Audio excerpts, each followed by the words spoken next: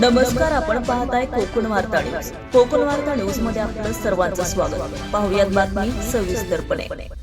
करवीर विधानसभा मतदारसंघातील जिल्हा परिषद आणि पंचायत समिती निवडणुकीच्या पार्श्वभूमीवर इच्छुकांच्या मुलाखती आणि प्रमुख कार्यकर्त्यांची बैठक खासदार शाहू छत्रपती महाराज, आमदार जयंत आसगावकर आणि पदाधिकारी यांच्या उपस्थितीत पार पडली. यावेळी सर्व राजकीय समीकरणे विरोधात असतानाही कोल्हापूर महानगरपालिका निवडणुकीत आम्ही एकाकीपणे लढलो आणि जनतेने भरघोस यश दिलं.